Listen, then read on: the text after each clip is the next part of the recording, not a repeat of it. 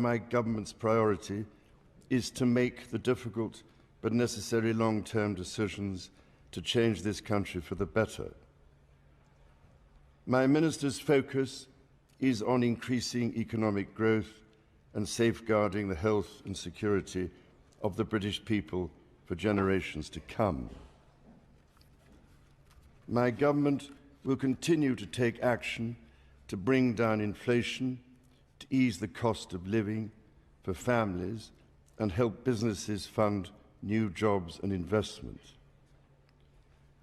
My ministers will support the Bank of England to return inflation to target by taking responsible decisions on spending and borrowing.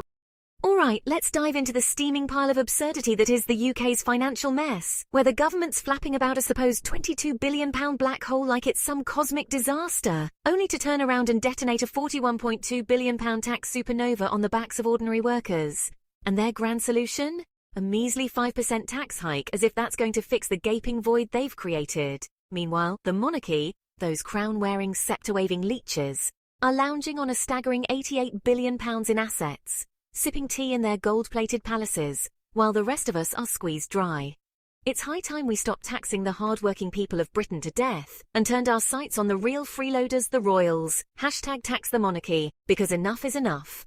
Let's start with the so-called black hole that was apparently going to swallow the UK economy whole, a crisis that dominated headlines and sent shockwaves through every corner of the country.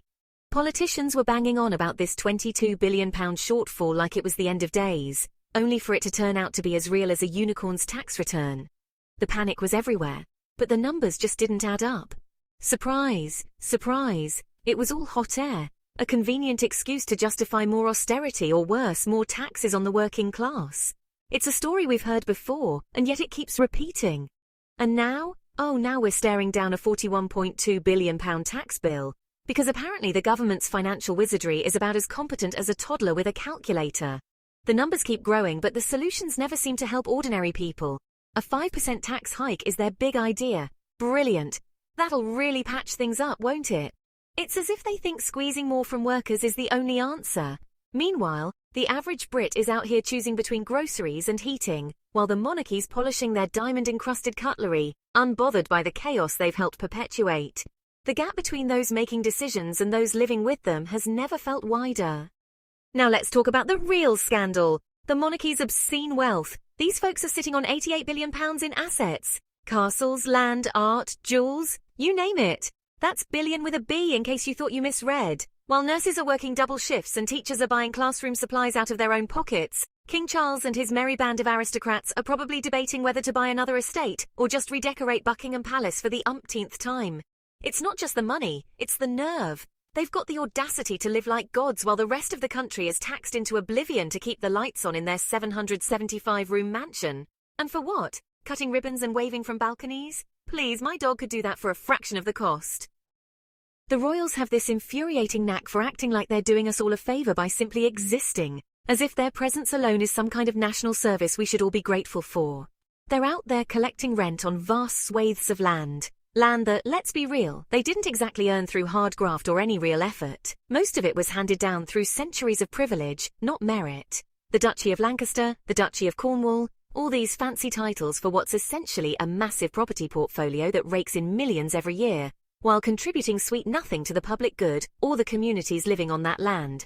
And don't even get me started on the Crown Estate, which technically funnels profits to the Treasury, but somehow still ensures the royals get their generous cut through the sovereign grant, keeping them in luxury at public expense. It's a rigged game, and the working class is always the loser, struggling to make ends meet while the elite barely notice the cost of living.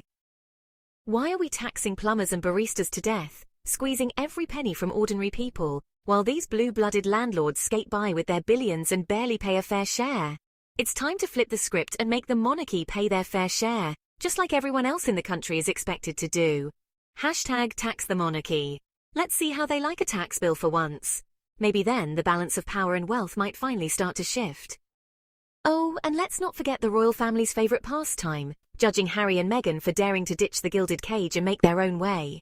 It's almost as if the very idea of forging their own path is an unforgivable crime in royal circles. The absolute gall of these people. Harry and Meghan said, "Sod this, we're out," and decided to earn their own living. something the rest of the royals seem allergic to. It's a move that's both bold and frankly refreshing in a family so obsessed with tradition. Instead of sponging off taxpayers like their relatives, they're out there hustling, signing deals, and building their own brand from the ground up. They're actually working for their money, not just showing up for photo ops and waving from balconies. And what do they get for it? Sneers and snide remarks from the palace, as if choosing independence over a lifetime of ribbon cutting is some kind of betrayal. The message is clear. Step out of line and you're out in the cold. Meanwhile, the royals are clutching their pearls, acting like Harry and Meghan committed treason by not wanting to live off the public purse. The outrage is almost comical, if it weren't so hypocritical. At least the Sussexes aren't fleecing the British public for their Netflix deals or their Montecito mansion.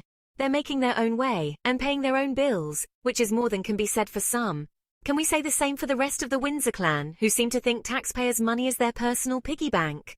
The double standard is glaring, and yet it's rarely questioned. The hypocrisy is thicker than the velvet curtains at Windsor Castle. It's woven into the very fabric of royal life, luxury on display, paid for by everyone else.